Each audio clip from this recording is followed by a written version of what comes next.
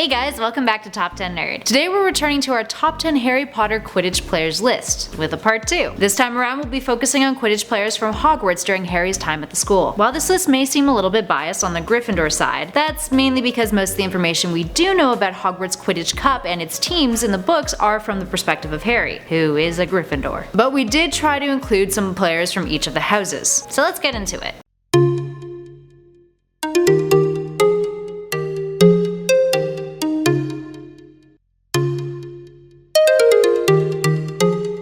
And at number 10 is Draco Malfoy. Starting off this list with everyone's favorite blonde-haired Slytherin, maybe, actually. Draco joined the Slytherin Quidditch team in his second year, as a seeker, replacing Terrence Higgs. When Draco joined, his father Lucius Malfoy bought the entire team new broomsticks, to which Hermione Granger commented, "At least no one on the Gryffindor team had to buy their way in." Sass. Regardless of his financial benefits, Malfoy proved to be a good seeker for the team, despite playing dirty from time to time, and he was a constant solid adversary for Gryffindor seeker Harry Potter. Up next at number 9 is Marcus Flint. Known for being an aggressive player with quite the history of fouls, Marcus Flint, a chaser, became the captain of the Slytherin team during his 6th year at Hogwarts. He also has a history of punishing players on his team when they've done something he considers stupid. Ironic, considering he failed his last year at the school and had to do an 8th year where, you guessed it, he remained captain of the team. And at number 8 is Alisha Spinach. Giving us our first Scarlet and Gold player on this list, Alisha was on the Gryffindor team from the 1990 to 1991 school year to the 1995 to 1996 school year. Although she was only made a reserve the first year that she was on the team, she would soon become one of their star chasers, and typically the chaser who would take the penalty shots when the opposing team committed a foul. Up next, number 7 is Cho Chang. Let's take a look at one of the more memorable Ravenclaw Quidditch players, although I'm sure there's many more that we don't know about. Cho Chang played for Ravenclaw between 1993 and 1997 as their seeker. Flying on a Comet 260, Cho first played for the team during her 3rd year at Hogwarts, and then had to endure the unfortunate years after that in terms of Quidditch. 1994 was cancelled due to the Triwizard Tournament, and the 1995 to 1996 school year had Umbridge disbanding all student-led clubs. While the house teams were eventually allowed to reassemble, they would eventually go on that year to defeat Hufflepuff but lose to Gryffindor, losing the Quidditch Cup in the process. And in 1996 and 1997 they lost again to Gryffindor. But hey, at least Cho was a solid challenge. Up next, number 6 are the Weasley Twins, combining both George and Fred into this number. So these two were beaters for the Gryffindor team, joining in 1990, the year before the trio arrived at Hogwarts. That trio being Harry, Ron, Hermione, in case you guys don't really know Harry Potter.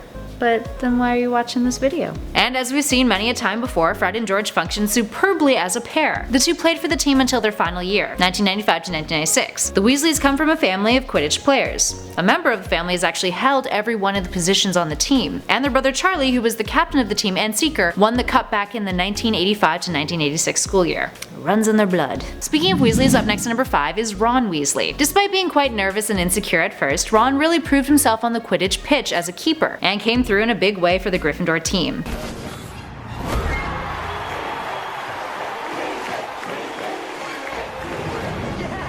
So much so that he's largely responsible for Gryffindor's Quidditch Cup wins in both the 1995 to 1996 school year and again in the 1996 to 1997 school year. While some of the nastier members of Slytherin may have created Weasley as our king as a mockery, it soon bit them in the ass when Ron gave Gryffindor a reason to transform it into a cheer instead. Up next at number 4 is Angelina Johnson. Angelina took over as the captain of the Gryffindor Quidditch team after Oliver Wood, who we featured in our last list. She was the captain from 1995 to 1996, having been on the team since 1990 alongside the Weasley Twins. And she had it pretty tough that year, despite inevitably winning the Quidditch Cup. It was Ron's first year as keeper and he was crazy insecure. Fred and George had their brooms confiscated after Malfoy provoked them after Slytherin's defeat against Gryffindor, and Harry's banned for life by Umbridge. But Johnson and the team still prevailed. Up next, number 3 is Cedric Diggory. Cedric Diggory was immensely talented, that is without a doubt. While we lost him way too soon and under horrible circumstances, his athleticism, bravery, and perseverance were very apparent during the short time we got to experience his character. Aside from being a fierce champion in the Triwizard Tournament, Cedric was also an exceptional Quidditch player, playing as a seeker for Hufflepuff, and was the captain of the team in 1993. During the Gryffindor-Hufflepuff match that year, Dementors appeared on the pitch, and Cedric caught the snitch. That rhymes. But offered a rematch so that the teams could play under fair circumstances. Oliver Wood declined, feeling that Hufflepuff won fair and square. And our number 2 spot is Harry Potter. A bit of an obvious choice for this list, all things considered, so it shouldn't be much of a surprise that Harry made our top 3. You all likely know his Quidditch history. He was recruited to play for the Gryffindor team in his first year, where he played as a seeker, and caught his very first snitch in his mouth.